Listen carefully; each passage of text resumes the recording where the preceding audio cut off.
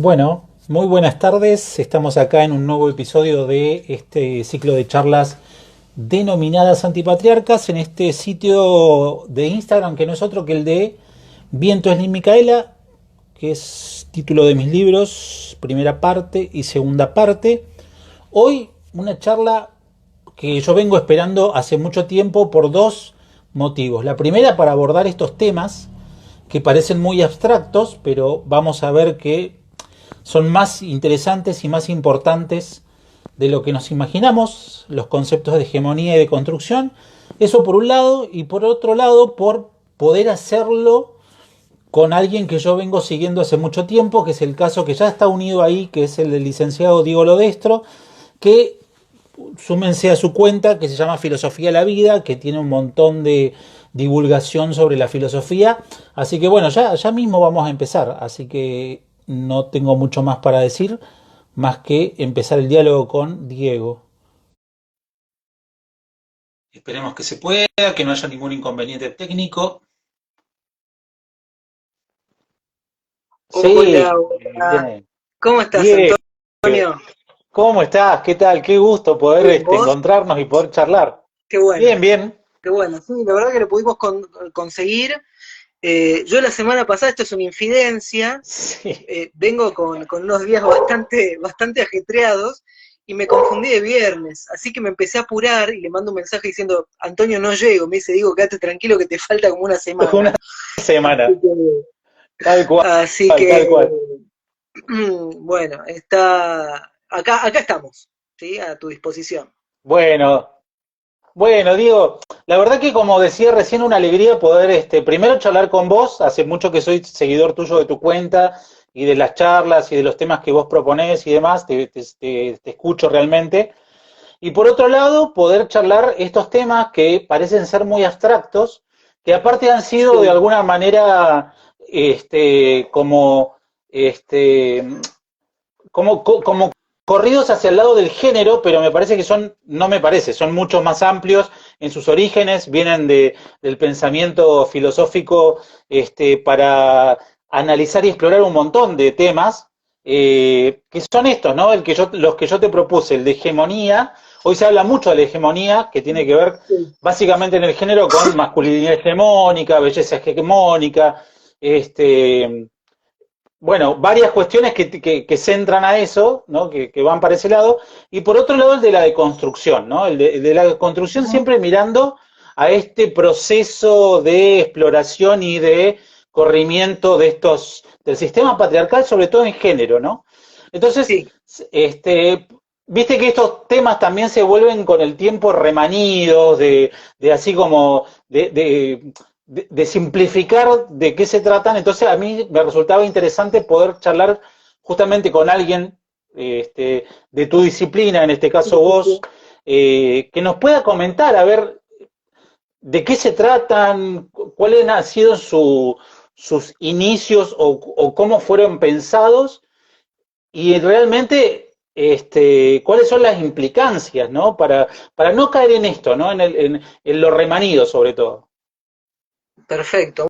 Bueno, en principio estamos con dos palabras que están de alguna forma, no digo que están hermanadas, pero que son dos conceptos que se vuelven de alguna manera como complementarios, o los podemos hacer complementarios de alguna manera. No sé si me escuchan bien ahí.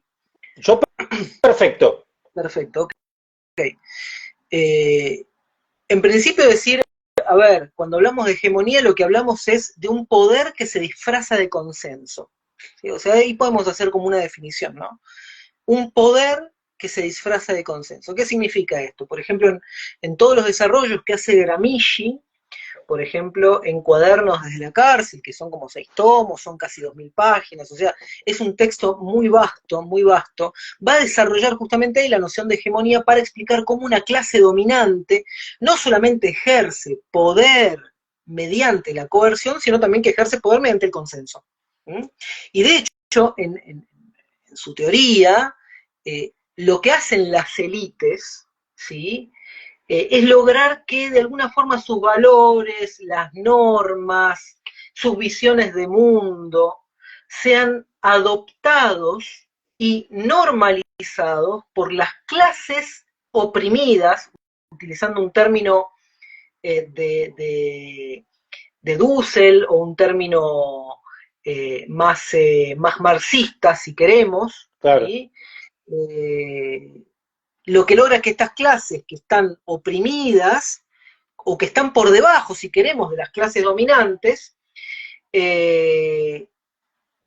lo que terminan haciendo es que empiezan a contribuir, sin darse cuenta, a perpetuar esa subordinación.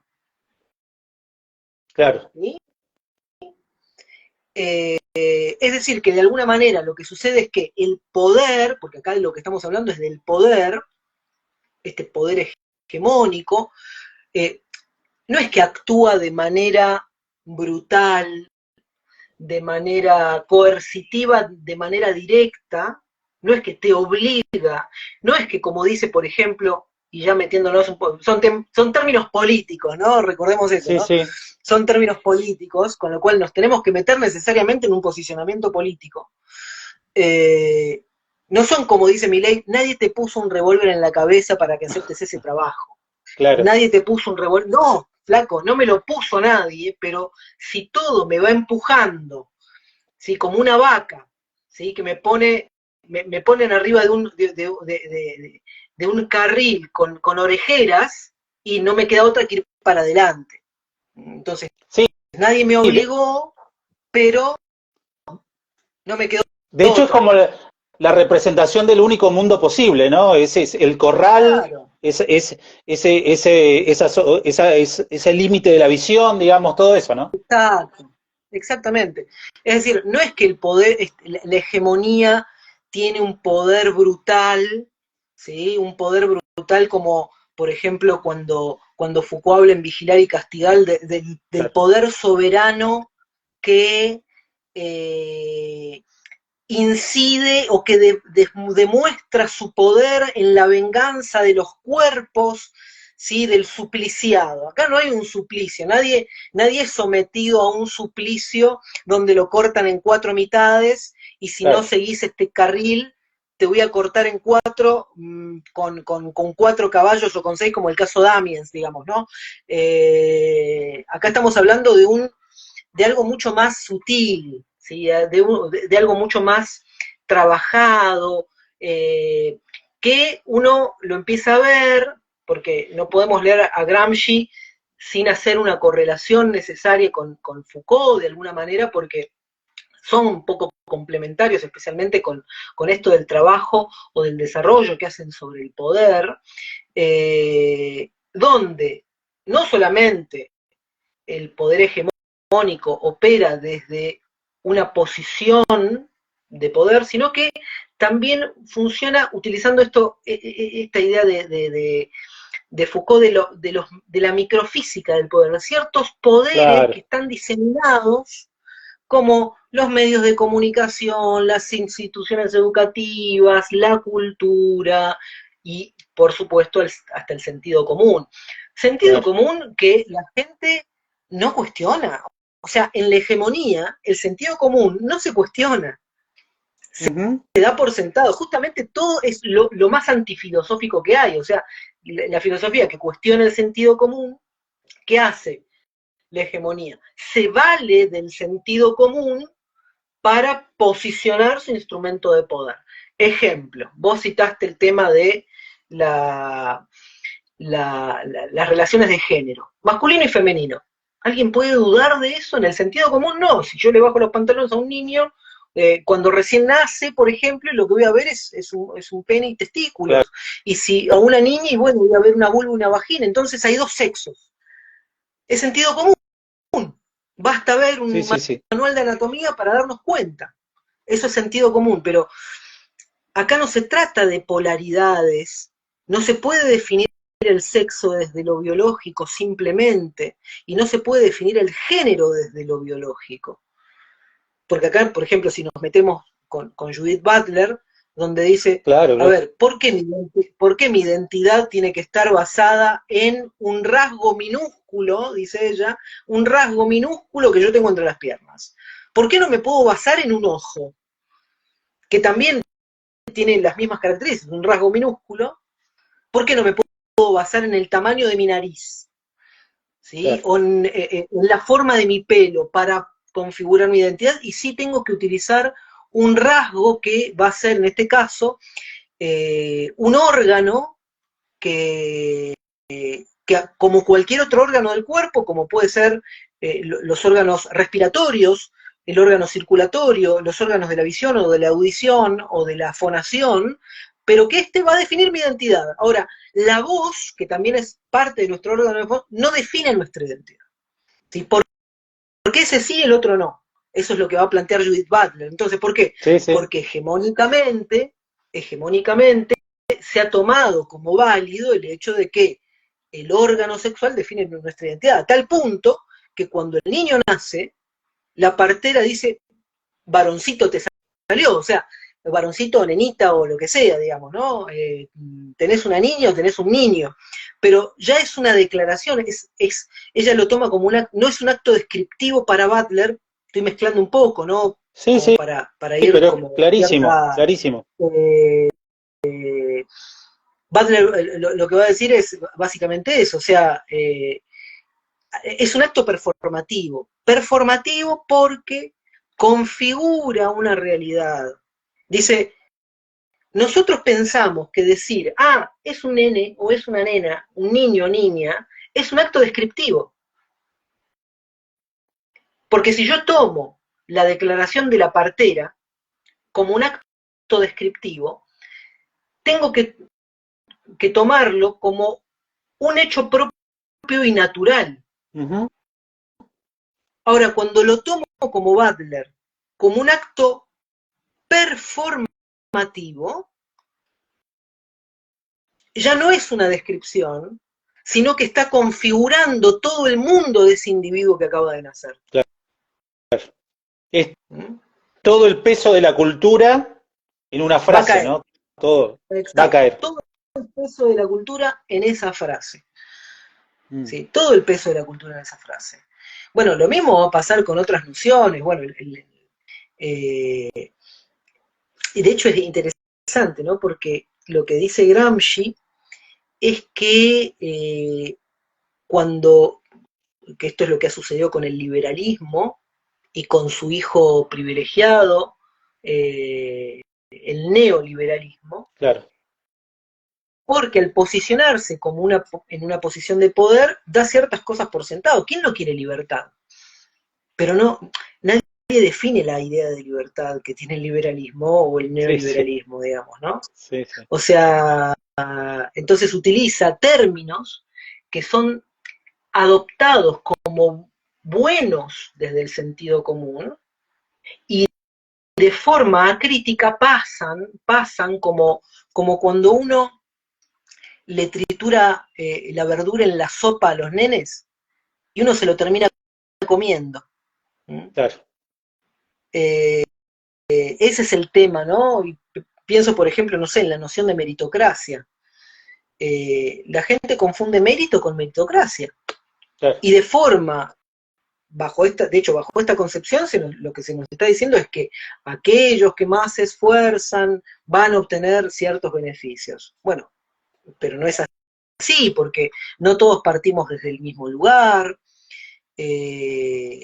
no todos tuvimos el privilegio de participar de una acumulación originaria, Uh-huh.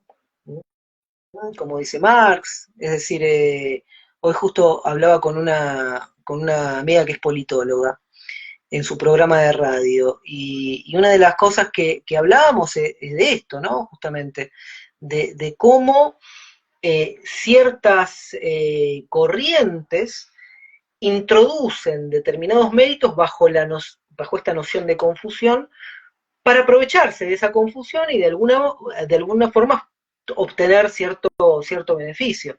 Mérito y meritocracia no son lo mismo. La meritocracia tiene que ver con esto de generalizar el mérito, generalizar el beneficio del mérito, ¿no? Claro. Que de hecho no funciona así. Es decir, la acumulación originaria, como la trae Marx, tiene que ver con eso, con que hay una determinada clase que terminó por saqueos haciéndose de cierto poder, y a partir de ese saqueo de cierto poder, empezó a construir su trabajo a costa de ese saqueo, ¿sí? Y de la administración de ese saqueo. ¿Mm? Claro, cuando uno pasaron 100, 200, 300 años, uno con qué se encuentra, y con que la riqueza ya está hecha. Y ahí aparece la noción cultural hegemónica, que tiene que ver con el relato, con la historia, con un Claro. relato oficial de cómo se obtuvieron. Entonces, no, tu tatarabuelo vino a América a hacerse la América y trabajó. Primero empezó como un hacendado, después siguió barriendo los pisos y te cuentan toda esta historia, cuando en realidad el tipo fue por ahí tremendo saqueador, pero nunca van a contar esa parte, ¿no? Claro, claro. La historia la escriben los que ganan también, ¿no? Tiene que ver con esa Claro. misma lógica. Sí, sí, sí.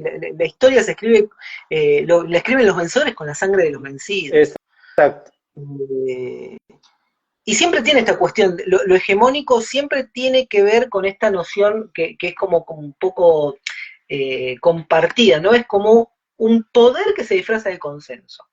Un poder que se disfraza de consenso. Claro, Y a este poder disfrazado de consenso, a esta hegemonía, o sea, no llega a ser hegemónico un poder que no sea generalizado, ¿no? Un poder que no proviene de cierta élite. O sea, la hegemonía necesita el respaldo de ser miembro de cierta élite de claro. poder. ¿Mm? Sí, sí. Ahí sabés que me resultaba interesante, justo te escuché en estos días, creo que en una de estas entrevistas que tenía que ver con el 12 de octubre, el colonialismo, que también tiene esa misma lógica de construcción de poder y de discurso y básicamente de bajada de cómo son las cosas, ¿no? Entonces, me resultaba muy interesante tu reflexión esto de que la derecha, los poderes conservadores, estos discursos neoliberales se valen de estos conceptos, ¿no? La lucha contracultural, la contrahegemonía. Recordaba, yo no sé si tuviste la oportunidad de leer el libro de la Negro de la Nueva Izquierda de Agustín Laje, que un poco hace de basamento en este tiempo de toda esta nueva movida, que toma y dice, no, escúchenme una cosita, acá el poder hegemónico es el feminismo. Y entonces nosotros somos la contrahegemonía del feminismo, ¿no? El discurso que viene ganando es esta nueva ola que nos quieren incorporar, ¿cómo que se llama? Esta ideología de género que nos quiere imponer. Entonces nosotros tenemos que de alguna forma accionar como contrahegemonía. ¿Cómo se valen de este discurso como para de alguna forma, viste, contrarrestar y seguir imponiendo lo que realmente es la hegemonía, lo que no se ha movido en todo caso? Bueno, de hecho, lo que hace el AGE básicamente es confundir discurso hegemónico con un discurso que se está visibilizando, Uh -huh. ¿sí? O con un discurso que se está generalizando también. Generalizando en un sentido positivo, lo digo en un sentido de que hay más personas que están adoptando esta mirada y esta forma de ver. Una cierta visión de mundo donde no todo es masculino o femenino, ¿sí? Donde no es solamente el género una cuestión biológica. A eso le llama él hegemonía. Hegemonía que, según él, eh, tiene que partir de una no élite, ¿no? Porque es esto, o sea, una hegemonía tiene que partir de cierta élite, de cierto poder. No hay poder, o sea, porque si tuviese poder, estaría generalizado en todo el mundo y no es el caso. Y no, ¿Sí? O sea, hay que pensar esto. El liberalismo, ¿dónde funciona? Y en el imperio. ¿Quiénes gobiernan el mundo? El imperio. ¿Sí? Llámese Estados Unidos, Europa, Inglaterra. Es decir, son naciones que llevan de alguna forma la batuta liberal y llevan, por así decirlo, años construyendo a este sujeto particular, eh, que es el sujeto dócil del que habla Foucault, ¿sí? El sujeto dominado, dócil, eh, en cuyo cuerpo en cuyo cuerpo y cuya alma los micropoderes de alguna forma han operado hasta constituir su subjetividad, y que él toma la realidad, este sujeto toma la realidad como dada, como natural. Cuando yo le digo a una persona, o cuando yo doy una clase y digo, ¿ustedes se dieron cuenta de que el sujeto, o sea, el ser humano que nosotros vemos hoy, con su concepción de mundo, su visión de mundo, no tiene más de 200 años?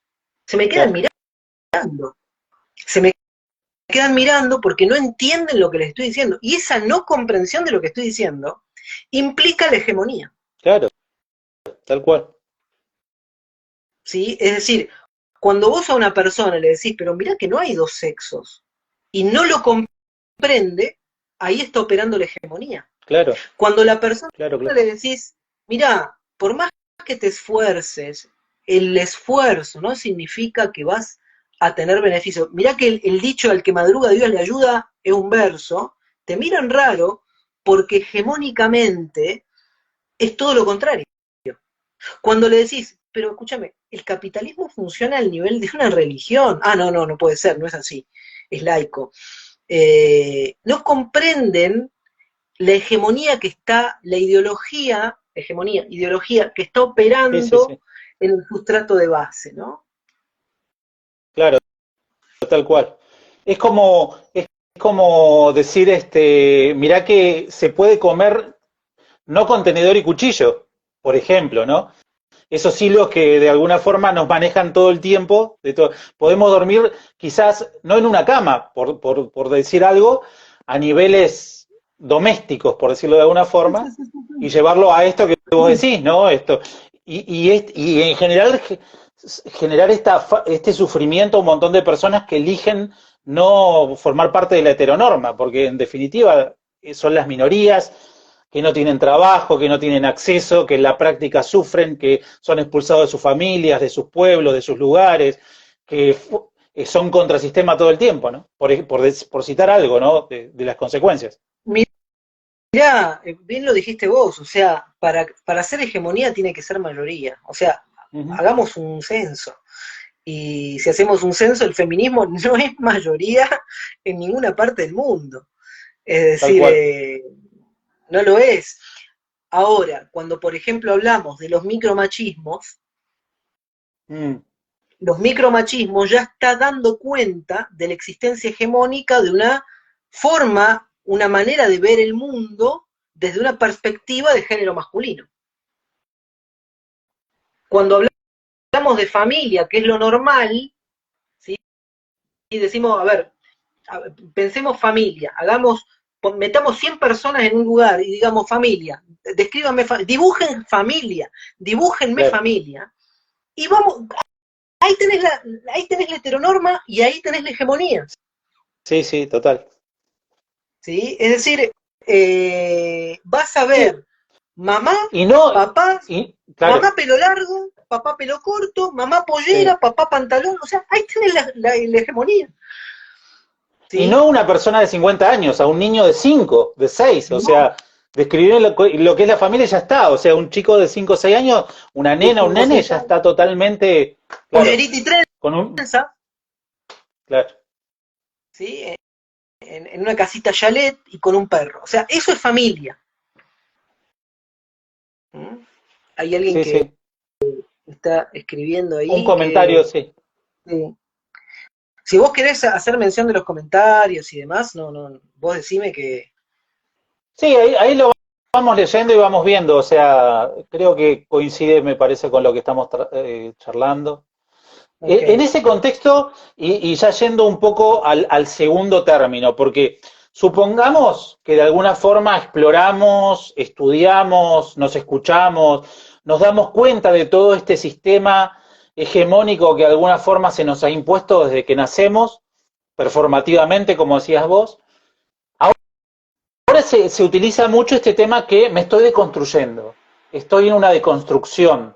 Suponiendo que estás de acuerdo con todo esto, ¿no? Porque ya vemos que hay una gran parte de la población que no dice esto, ¿no? Que están marcados en otra posición política. ¿Es Sí, es tan fácil esto de construirme, es tan fácil de decir así discursivamente, yo estoy, claro, a esto iba, ¿no? Por eso, porque parece ser que de pronto estamos inmiscuidos, por lo menos los que estamos reflexivamente posicionándonos en esto que debiera ser quizás de otra manera, y no parece tan fácil, ¿no? Es como la primera mirada que yo tengo. no, no es fácil en principio porque nosotros tenemos un lenguaje, partamos del lenguaje que es lo más, Heidegger decía, el lenguaje es la casa del ser y en su morada habita el hombre. Uh -huh. Entonces, en esta cuestión del lenguaje como casa del ser, como lugar de residencia del ser, nosotros habitamos cierto lenguaje. El lenguaje nos habita y nosotros habitamos el lenguaje. Nuestro lenguaje es dicotómico, nuestro lenguaje es polarizado, nuestro lenguaje es masculino-femenino. El español, o sea, no otros idiomas, por ejemplo, el alemán tiene un neutro para Sí. ciertos términos. ¿Sí? Nuestras cosas, las cosas que nosotros mencionamos tienen género. ¿Sí? Hablamos de el libro y hablamos de la lámpara. Ahora, Uh -huh. cuando yo agarro la lámpara y la desarmo, no veo ningún órgano sexual femenino. Y cuando yo agarro el libro, por más que lo deshoje por completo, no le encuentro un pene. ¿Sí? Con esto lo que quiero decir es que hay cierta arbitrariedad en el lenguaje. Mirá qué interesante que, por ejemplo, en alemán, por citar un caso, el sol es femenino, die Sonne, Mirá. es femenino, y la luna es masculino.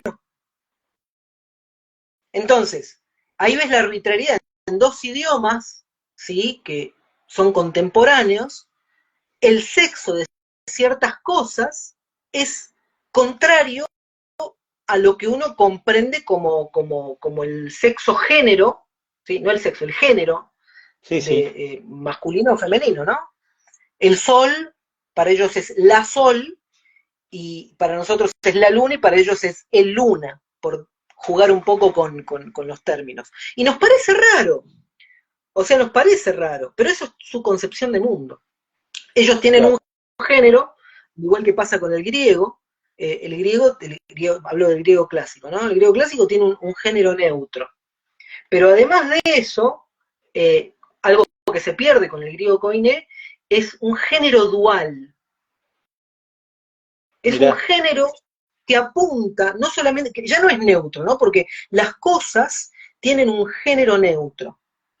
Pero cuando hablamos del género dual, ya la cosa cambia.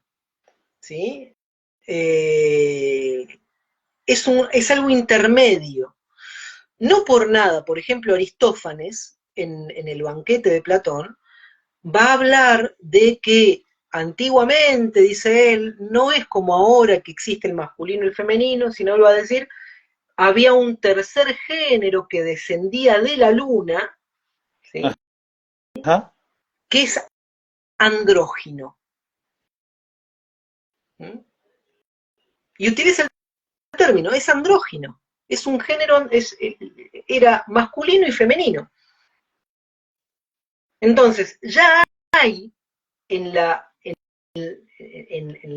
tradición una concepción de que antes de que nosotros vengamos, un mito, ¿no? Antes de que nosotros ya existía un género que no es ni masculino ni femenino, sino que es una combinación de ambos.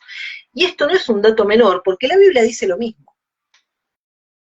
Vos tenés dos registros de Génesis. Tenés el capítulo 1 y el capítulo 2. Uh -huh. En el capítulo 1 vos tenés la creación, ¿sí? En términos generales, ¿no? El Génesis comienza diciendo, en el principio Dios creó los cielos y la tierra se hallaba sin forma y desértica, y había una vasta profundidad acuosa en todo el derredor, y el Espíritu Santo, o el Espíritu de Dios, viajaba, el Ruaj, viajaba sobre la superficie. Son los primeros 3 versículos del libro, capítulo 1 del Génesis. Y después empieza la creación, ¿no? Y Dios dijo, hágase la luz, y Dios dijo, hágase divídase las aguas, etcétera, etcétera. Cuando llegamos al sexto día creativo, ¿qué hace Dios? Dice, hagamos al hombre según, fíjate el género, el número, fíjate el número, hagamos al hombre a nuestra imagen, según nuestra semejanza, y tenga él en sujeción, esto es capítulo 20 y pico, del capítulo 1 del Génesis, y tenga en sujeción los peces del mar, las criaturas voladoras de los cielos y todo animal que se mueve sobre la tierra, y dice, y Dios procedió a crear al hombre, macho y Y hembra lo creó. los creo. Y vos decís, pero ¿cómo? Dijo, hagamos al hombre, y después dice, macho y hembra los creó. Es el capítulo 1. El capítulo 2 aparece recién la mujer, que es sacada de la costilla de Adán, pero escúchame, macho, me acabas de decir que los creás a los dos en el capítulo 1, y está bien, acá empieza la cuestión de la tradición yavista y la tradición eloísta, de que son dos tradiciones diferenciadas, bueno, pero partamos del hecho del mito, el mito nace de algún lado, y el mito me está queriendo contar algo.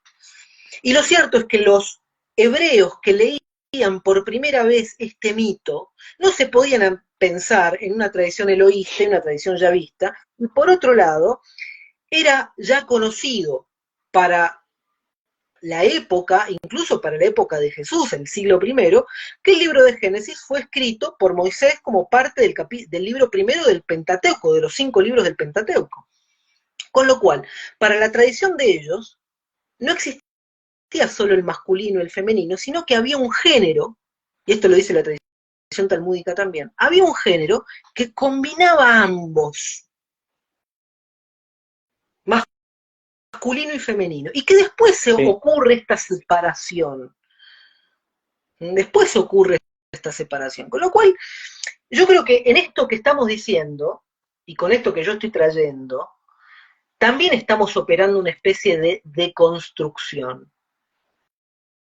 Porque justamente, y mira, me tomé el atrevimiento de tomar un texto de Heidegger, partiendo de la base de que Derrida, que es el que trae la noción de deconstrucción, se va a basar en Heidegger, en dos textos de Heidegger. Uno va a ser el texto de ¿Qué es filosofía?, de Martin Heidegger, un texto de mitad del siglo pasado, y un texto que es el más importante, Martin Heidegger, que es El tiempo, que es del año 1927, donde en el parágrafo 6 va a desarrollar el concepto de destrucción. Destrucción, sí. ¿Sí? Y él va a decir lo siguiente, mira, dice, tal apropiación de la historia es la que se alude con el título de destrucción. El sentido de esta palabra está claramente circunscrito en Sein und Zeit, parágrafo 6. Destrucción no significa aniquilar, sino desmontar, ¿sí?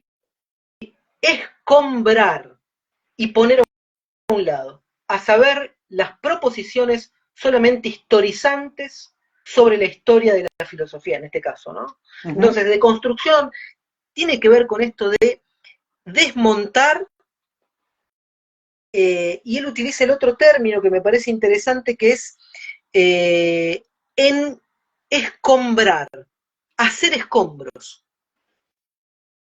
Hacer escombros. Yo voy a utilizar una metáfora que por ahí puede servir. Cuando Alejandro Magno, en parte de sus conquistas, decide conquistar Tiro, se encuentra con que Tiro es una ciudad emplazada en medio del mar Mediterráneo. Estaba alejado, muy alejado de la costa, y él la quiere conquistar. Pero había otra Tiro, esa es la Tiro Nueva. La Tiro Nueva estaba alejada de la costa, estaba en medio del mar, pero había una Tiro que era nueva, que era vieja, ¿no? La Tiro vieja, la habían destruido en otras conquistas, y estaba completamente escombrada, estaba lleno de escombros. Alejandro Magno tuvo la locura y tuvo a la vez la maravillosa idea de agarrar los escombros de la Tiro Tiro Vieja y construir un puente hacia la Tiro Nueva que hizo que él pudiera conquistar la ciudad. Claro. Entonces, de construir es eso, no es destruir y dejarlo ahí, no, es escombrar y hacer de esos escombros, empezar a ver, utilizando un término muy Foucaultiano, y muy nietzscheano, una genealogía de estos orígenes, para ver cómo llegamos a esta comprensión naturalizante y naturalizada de, en este caso, sexo, género, masculino, femenino, estas dicotomías de las que habla Derrida. Uh-huh. Claro, Nada, hacerle escombros y a partir de ahí construir algo nuevo, claro, algo distinto. claro. Obviamente que nos encontramos con ciertos desafíos, porque como te digo recién, nosotros habitamos un lenguaje que es un lenguaje que parte de una concepción masculinizante, ¿no? El plural está construido a partir del masculino, lo que hace que en una multitud no configurada con personas del género femenino, bueno, puede pasar, tampoco uno va a estar preguntándole a la gente necesariamente qué orientación sexual tiene, por más que sea de género masculino o biológicamente masculino. Pero cuando la cuestión está combinada, es muy difícil, y ahí aparece la deconstrucción, ¿no? La deconstrucción no es que ahora todos tenemos, por ejemplo, que hablar un lenguaje de género o un lenguaje inclusivo, ¿no? Hablar con la E. De hecho, mirá qué interesante el planteo que hace en gran medida, en parte Monique Wittig también, ¿no? Butler, Monique Wittig, que dicen, si se generaliza, si todo el mundo empieza a hablar en lenguaje inclusivo, se hegemoniza. El punto no claro, es hablar lenguaje inclusivo, no es que ahora tenemos que todos hablar con la... No, lo que hay que hacer, lo que permite eso, es introducir un elemento crítico sin levantar la mano y hacer una historia del feminismo. Cuando vos introducís la E en alumnes, es suficiente para mostrar cómo el lenguaje es masculinizante. Claro. No necesito hacer una genealogía, ¿no? Claro. Hay un posicionamiento político solamente en una palabra, claro. Tal cual. En una letra. Yo creo ahora que ahí está la cuestión.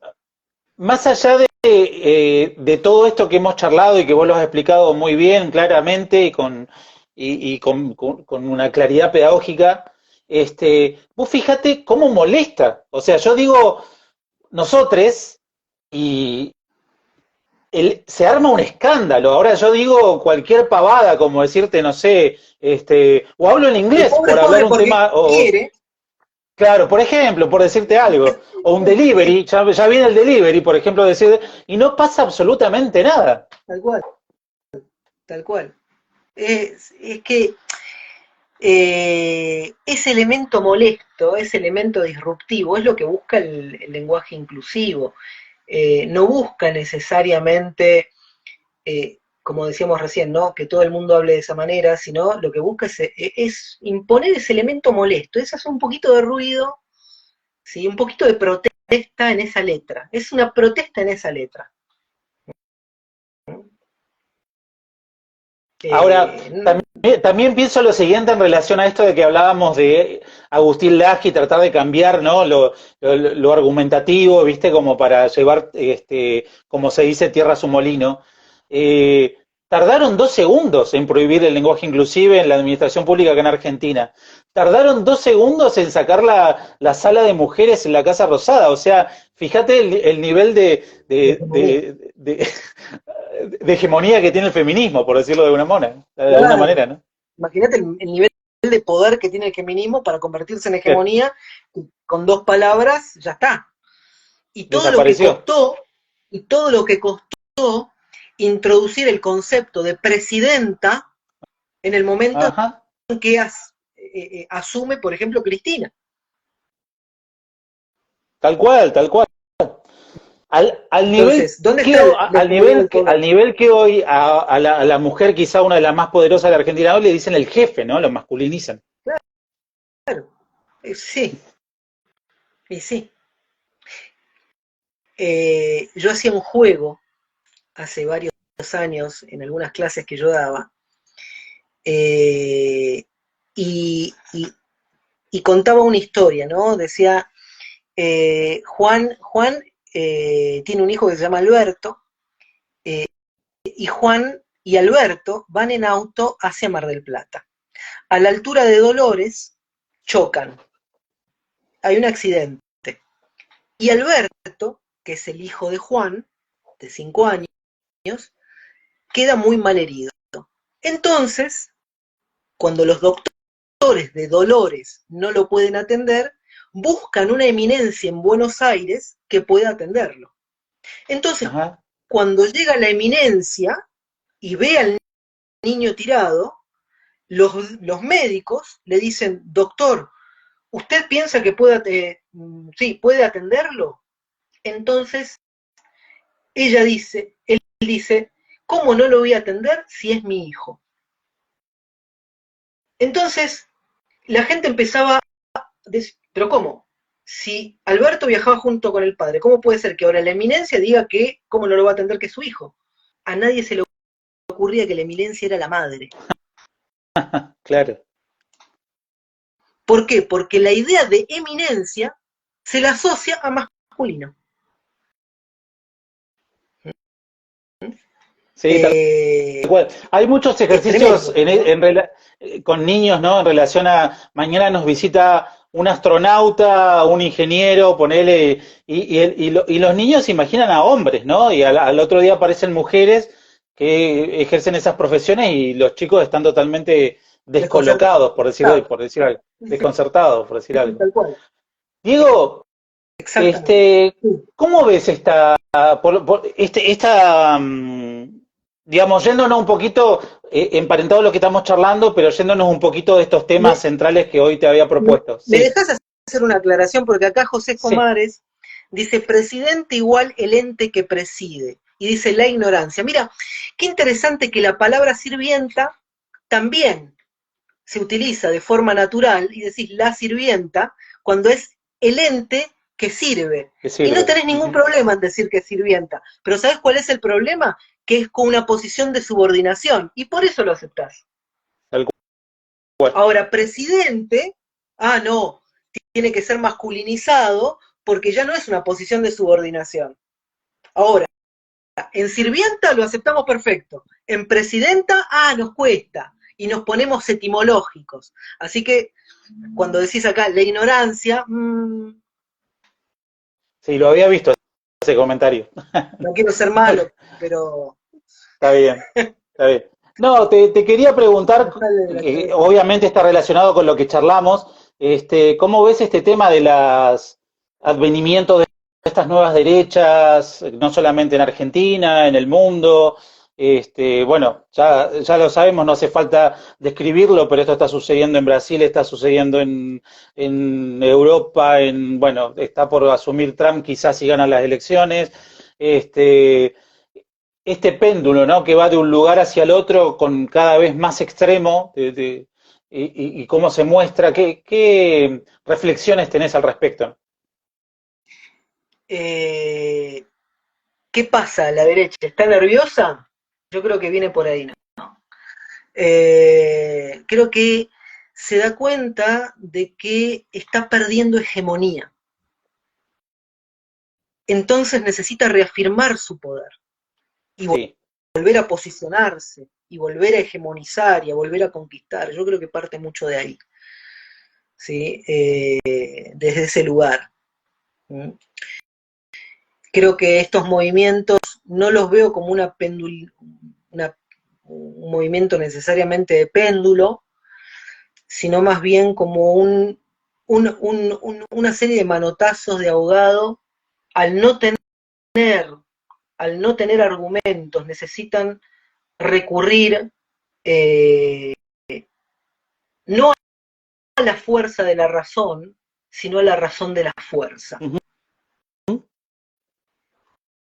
Sí, y al espectáculo, ¿no? Todo esto, Sí. justamente que hablábamos de lo performativo, justamente, ¿no? El accionar con performance, mostrarse exacerbado, eso es como un formato que se repite en todos los líderes, al menos, y en aquellos que están por debajo también, ¿no? El insulto, el agravio. Sí, porque básicamente necesitan, mira, necesitan hacer como hace la cobra, ¿no? La cobra, antes de atacar, necesita hacerse más grande, ¿no? Pero ¿por qué necesita hacerse más grande? Por su propia debilidad. Eh, yo creo que parte desde ahí. Necesita mostrarse más grande de lo que es con estos rugidos de agravios, con estos insultos, con estas descalificaciones. Eh, así que tiene que ver un poco con eso, sí. Eh, así que pienso, por ejemplo, en todos estos intentos donde vos decís, empiezan a aparecer en Alemania, empiezan a aparecer, porque en Alemania gana el Parlamento una parte importante de la derecha, eh, gana Donald Trump en su momento, acá Claro. aparece Milley. Yo creo que hay también algún tipo de agenda. Ajá. Habría que evaluarlo, ¿no? O sea, los líderes se construyen,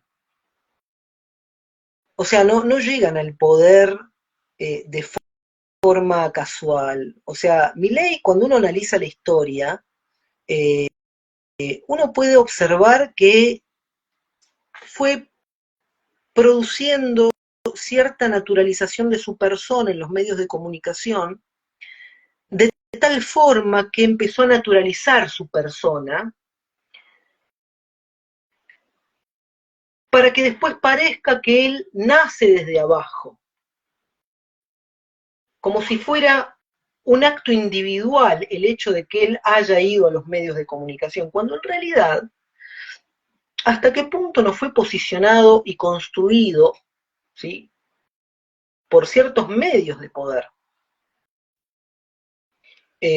Una persona que no tiene nada que perder, que no tiene familia, eh, que tiene un nivel terrible de odio a cualquier tipo de institución, llámese familia, llámese Estado. Estado, Mm. y con todo aquello que no le haya dado un lugar, de alguna forma. Porque, por ejemplo, no es un dato menor, o sea, no ingresó en la Universidad de Buenos Aires y se mete con la universidad pública, no ingresó al Banco Central o lo rajaron del Banco Central, se mete con el Banco Central. Estos análisis ya lo hicieron un montón de Sí, personas, no hace falta que yo los sí. haga. Lo que puedo decir es, hay algo del orden de lo psicoanalítico también, ¿no? Claro, En esto que hace. sí. El otro día yo analicé una cuestión de proyección, o sea, hasta qué punto no hay un nivel de proyección hacia el otro que descalifica al otro cuando en realidad no puede verlo en sí mismo. Esto que trae Freud y que cité en ese caso del diccionario de psicoanálisis de Laplanche y Pontalis. Creo que hay un poco de todo eso. Y también hay un conjunto de varones frustrados eh, que necesitan, que como no pueden, no saben y no tienen la capacidad de posicionarse sin posicionarse desde el respaldo de lo hegemónico,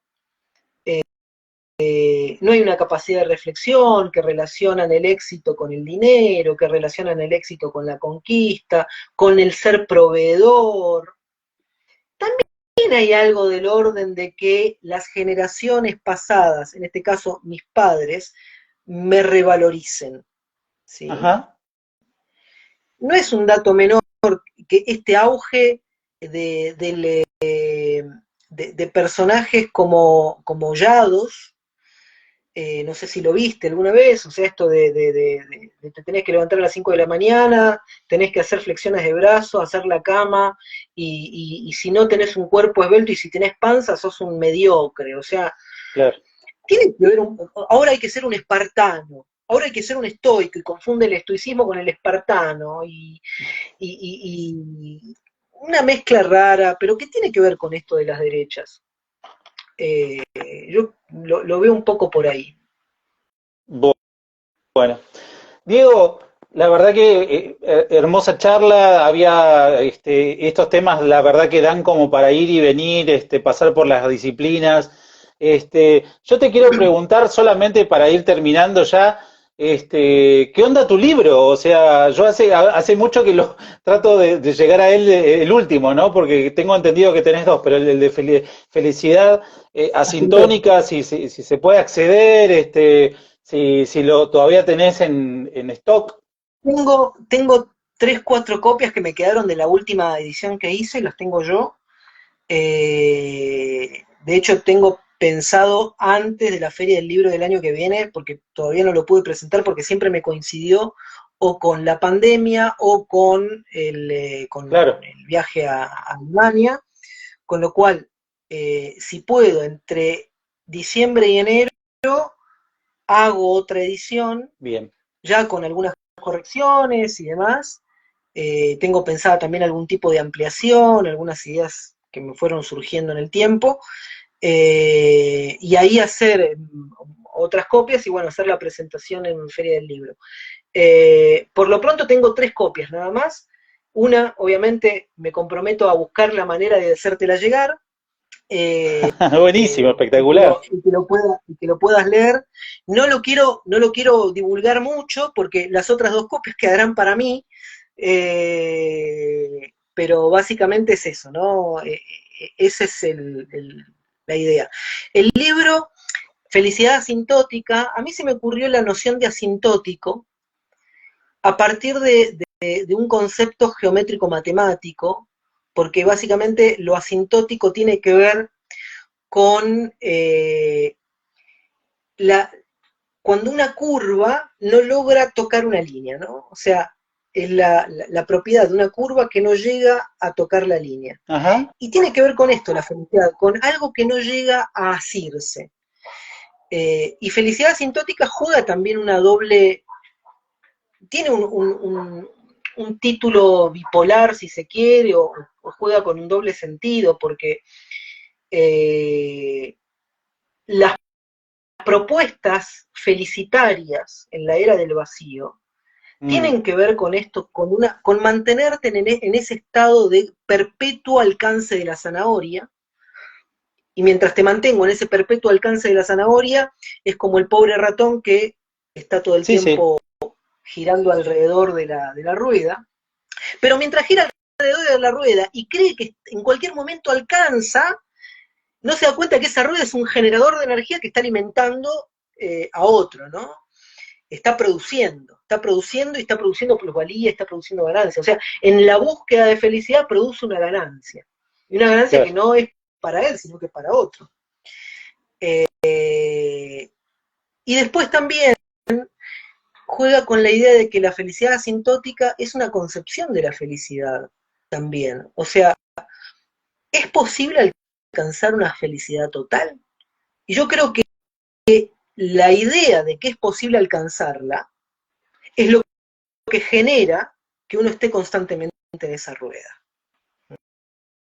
Entonces, cuando uno renuncia a la idea de ese alcance de la felicidad es cuando uno deja de producir. Nuestro lenguaje debe ser como una Es- tesis. sí, está hablando otra vez con la continuidad de lo que charlamos antes sobre el lenguaje y demás. Soy de los que respetan a los ancestrales que nos enseñaron. En todo caso, la alteración de nuestro lenguaje debe ser con una tesis entre filósofos, filólogos. Eh, ok, ¿puedo hacer una respuesta? Sí, por supuesto, obvio. Josefo, a ver, yo en principio no busqué en ningún momento que vos te sientas como agredido ni nada por el estilo. Lo digo por comentarios anteriores que hiciste. Sí es importante el hecho de que cuando vos haces un comentario y ese comentario no está fundamentado, cuando alguien viene y te fundamenta un comentario con un contraejemplo, que vos digas, no usé sirviente en mi vida, no es ningún fundamento, digamos, ¿no?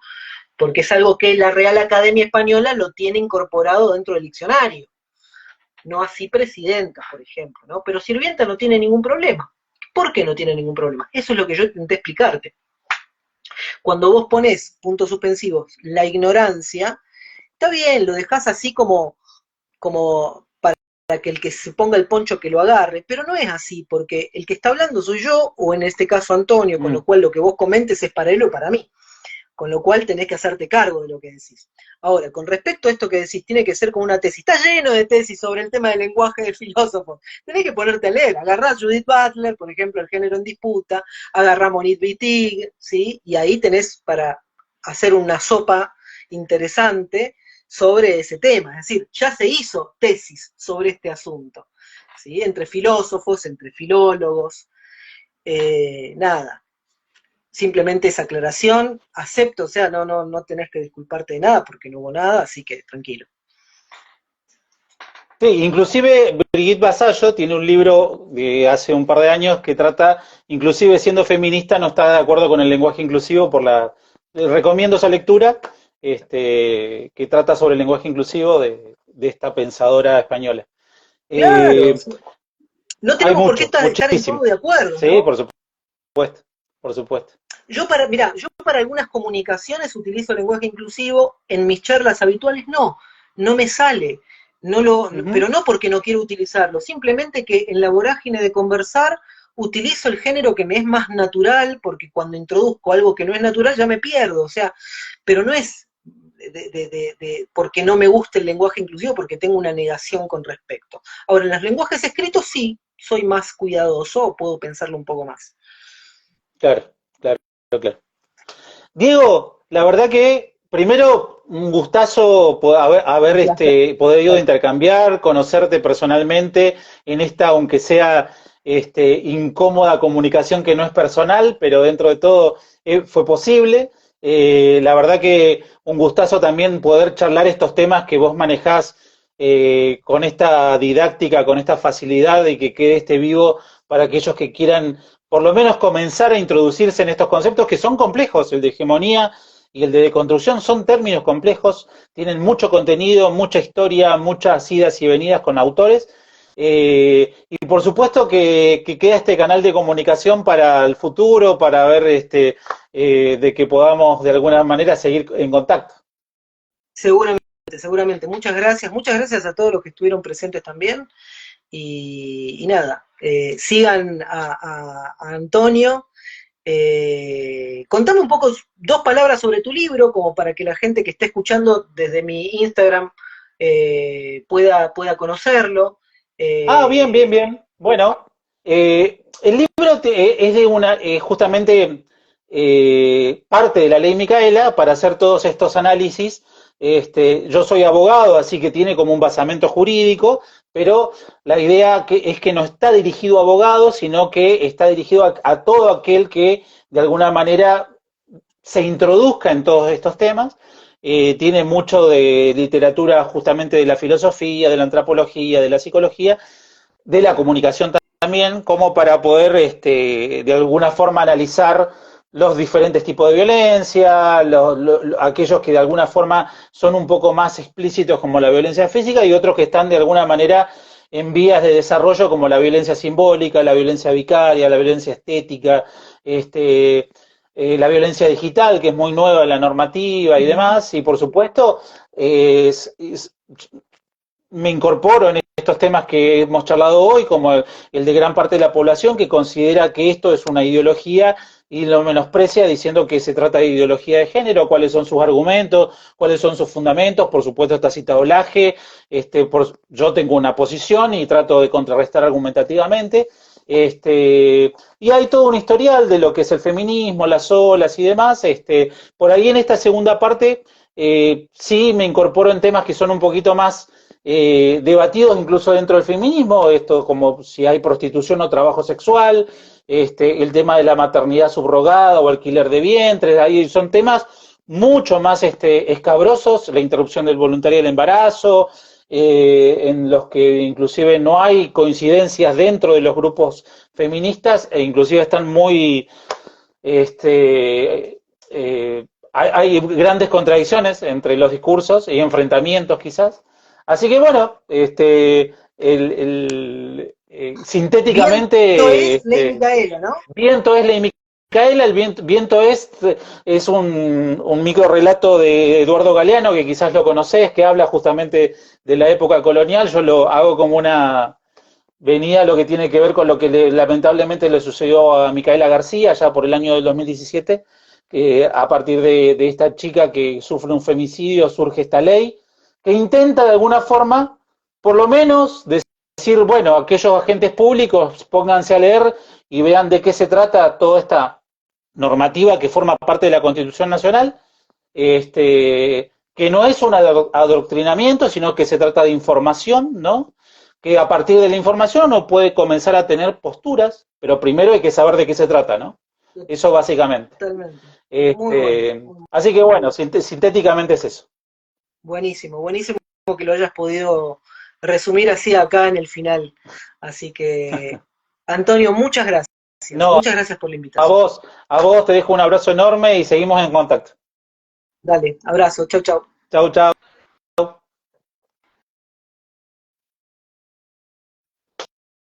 Bueno, buenísimo como un cierre, la verdad que ha sido una charla muy enriquecedora, había temas, estos temas que yo venía de alguna forma tratando de charlar hace mucho tiempo, porque me parecen que justamente como decía al principio, que se vuelven como remanidos, se vuelven como vacíos de contenido y la verdad que tienen mucha profundidad, mucha complejidad y hay que de alguna forma seguir explorándolos también para ver de qué manera posicionarnos y de qué manera accionar sobre todo, ¿no?